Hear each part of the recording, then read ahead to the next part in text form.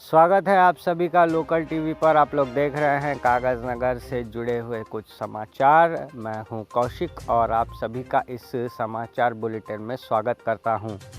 तो शुरू करते हैं आज की हेडलाइंस से। जारी हुई 10th की हॉल टिकट, कौटाला में पावर कट, नए डिपो मैनेजर विश्वनाथ, आज से स्कूल हाफ डे, क्या सक्कू दादा लड़ेंगे चुनाव, कल 3 बजे चुनावी घोषणा, हैदराबाद में चुनावी पारा गरम। तो चलिए शुरू करते हैं आज की पहली खबर से। अगर आपके घर में कोई ऐसे बच्चे हैं जो कि 10th का एग्ज़ाम लिखने वाले हैं, या आपके परिवार में हैं, या फिर आप ऐसे किसी बच्चे को पहचानते हैं जिनका 10th का एग्ज़ाम है, तो ये खबर उन्हीं के लिए है। धीरे धीरे समय आ रहा है कि 10th का एग्ज़ाम शुरू किया जाए। पूरे एजुकेशन डिपार्टमेंट में एग्ज़ाम को लेकर के जो है तैयारियां ज़ोरों पर है। आज हर मंडल के एजुकेशनल ऑफिसर अपने अपने इलाके के स्कूल के दौरे पर निकले। आज कागज़ नगर के एमईओ साहब भी जेडपी स्कूल्स में दौरे पर निकले। उन्होंने बच्चों से मिलकर आगामी एग्ज़ाम को लेकर कुछ चर्चाएं की, उन्हें ट्रिक्स और टेक्निक्स बताईं।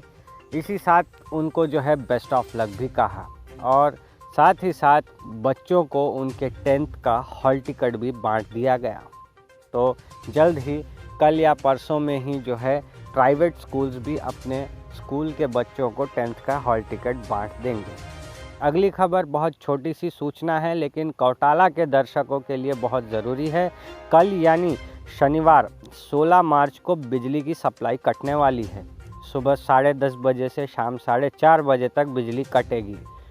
कौटाला मंडल के ख़ास तौर पे गुडलाबोरी, वायगांव, टेकमगुड़ा, रणवेली और विजयनगर इलाके में जो है पावर कटिंग देखी जाएगी। बाकी मंडल में पावर कटिंग का कोई प्रभाव नहीं पड़ेगा। अब तीसरी खबर पे आते हैं, जो कि है हमारे एकमात्र बस डिपो आसिफाबाद से। ये हैं आसिफाबाद बस डिपो के नए जनरल मैनेजर श्री विश्वनाथ जी। विश्वनाथ जी का यहाँ पे पहली बार बहाली हुआ है। इससे पहले जो हमारे आसिफाबाद डिपो के जनरल मैनेजर हुआ करते थे श्रीधर जी, उनको जो है करीब करीब यहाँ काम करते हुए 2 साल बीत गए। आप लोगों को शायद याद भी होगा, श्रीधर जी ने आते ही बराबर पहले कागज़ नगर बस स्टैंड के सामने से दुकानों को हटा दिया था। बहुत मारपीट हुई थी, यहाँ पर बहुत राजनीति भी गरमाई थी, लेकिन श्रीधर जी ने अपनी जेसीबी चलाकर ही मानी। आज उन्हीं श्रीधर जी को जो है हैदराबाद ट्रांसफ़र कर दिया गया है। हैदराबाद के रानीगंज बस डिपो में वो कल से अपनी सेवाएं देंगे। उनके जगह पर विश्वनाथ जी का अपॉइंटमेंट हमारे आसिफाबाद डिपो में हुआ है। आसिफाबाद डिपो हमारे लिए ज़रूरी इसलिए भी है क्योंकि ये हमारे ज़िले का एकमात्र बस डिपो है। अब आते हैं स्कूल की तरफ। आज से स्कूल हाफ टाइम हो गया है। जी हाँ, जिस तरह की चिलचिलाती धूप शुरू हुई है, ऐसे में एजुकेशन डिपार्टमेंट ने स्कूलों को सिर्फ एक टाइम चलाने का आदेश दे दिया था। ऐसे में आज से स्कूल का टाइमिंग जो है बदल गया है। अब से स्कूल सुबह 7:45 बजे यानी 7:45 को खुलेंगे और 12:30 बजे ही बच्चों की जो है छुट्टी हो जाएगी। टीचिंग नॉन टीचिंग स्टाफ को शायद थोड़ी देर से छुट्टी मिल सकती है। अब आते हैं राजनीति की ओर। बीजेपी ने तो गोड़म नगेश को लोकसभा चुनाव में उतार दिया है। अब बीआरएस पार्टी में भी हलचल शुरू हो गई है। कांग्रेस पार्टी में भी यहाँ की जो पालक मंत्री हैं सीतक्का, वो हर जगह घूम घूम के जायज़ा ले ही रही हैं। लेकिन आज हम कांग्रेस की नहीं, सिर्फ बीआरएस की ही बात करेंगे। अब बीआरएस पार्टी में जो हलचल शुरू हुई है, उसमें सूत्रों के हवाले से खबर बताया जा रहा है कि बीआरएस के आत्रम सक्कू, ये जो कैंडिडेट है, इनको टिकट मिल सकता है। दरअसल गोड़म नगेश पहले बीआरएस पार्टी में हुआ करते थे। पिछली 2 बार जो है उन्होंने बीआरएस पार्टी से ही चुनाव लड़ा था, लेकिन हाल ही में वो बीजेपी में शामिल हो गए और बीजेपी ने उनको टिकट दे भी दिया। अब उनकी जो खाली जगह है, वहाँ पे आत्रम सक्कू ये तैयारी करने लग गए हैं। आपकी जानकारी के लिए बता दूं कि ये जो आत्रम सक्कू है, ये पहले हमारे पड़ोसी विधानसभा आसिफाबाद के एमएलए हुआ करते थे। पहले कांग्रेस में थे, कांग्रेस से एमएलए बने, फिर बीआरएस में आ गए।